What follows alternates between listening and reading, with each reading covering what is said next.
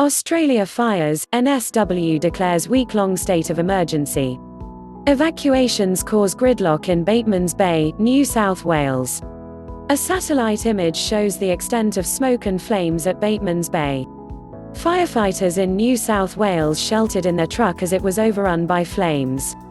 BBC Weather's Helen Willetts explains what's driving Australia's intense heat. Police brought water, food and medical supplies into Mallacoota by boat. News script from BBC. The Premier of New South Wales has declared a week-long state of emergency in response to the escalating bushfire threat. High temperatures and strong winds are forecast for the weekend, leading to widespread extreme fire danger in the eastern Australian state. All clips may not represent the story. Since September, bushfires have killed 18 people and destroyed more than 1,200 homes across NSW and Victoria. At least 17 people remain missing after fires this week alone. Thousands of people are already fleeing a vast tourist leave zone in NSW, with supplies running low in some cut-off towns. It's been called the largest relocation out of the region ever. Watch to become bilingual with latest world news. The state of emergency will kick in at 8 o'clock on Friday morning and last for 7 days, NSW Premier Gladys Berejiklian announced on Thursday. It will allow local authorities to carry out forced evacuations, road closures, and anything else we need to do as a state to keep our residents and to keep property safe, she said. We don't take these decisions lightly, but we also want to make sure we're taking every single precaution to be prepared for what could be a horrible day on Saturday. The state government has warned that conditions are likely to be at least as bad as New Year's Eve, when hundreds of homes were destroyed. Earlier, fire officials told holidaymakers to urgently leave a 260 kilometers (160-mile) stretch of NSW coast before Saturday. Long lines of cars have clogged highways leading back towards Sydney and Canberra. Local media reported hour-long queues for petrol in the town of Batemans Bay, while fuel was being trucked into the region as supplies dwindled. Many roads remained closed due to continuing fires and other dangers, such as unstable or fallen trees. Workers were clearing roads, restoring power, and conducting backburning operations to thin out bushland near fire fronts. NSW Transport Minister Andrew Constance urged people to drive slowly amid thick smoke. In an emotional interview with the ABC, he added that his own friends had lost homes.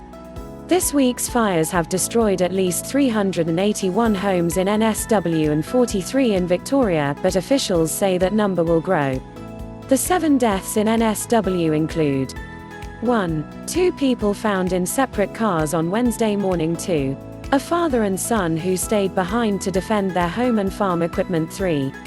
A 28-year-old volunteer firefighter who was killed when wind flipped his fire engine.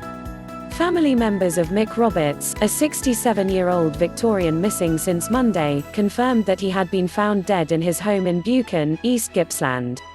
Very sad day for us to start the year, but we're a bloody tight family and we will never forget our mate and my beautiful Uncle Mick, his niece Leah Parsons said on Facebook. Victorian Premier Daniel Andrews said there were significant fears for 17 people unaccounted for in his state. What is happening elsewhere? 2 regions of Western Australia face catastrophic fire danger on Thursday, and parts of South Australia are expected to see extreme conditions on Friday. The ABC reported that bushfires had forced the closure of a 330 km stretch of a highway in causing traffic jams. Due to bushfire smoke, Canberra's air quality was rated worse than any major global city on Thursday, according to Swiss-based group Air Visual.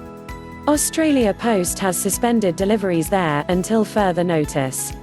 In Mallacoota, Victoria, where thousands fled to the beach on Tuesday, a Navy boat was expected to begin evacuating people who have been cut off from roads.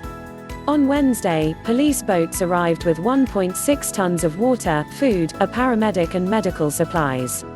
Fire services in Victoria and NSW warned they had been unable to reach some people in remote areas.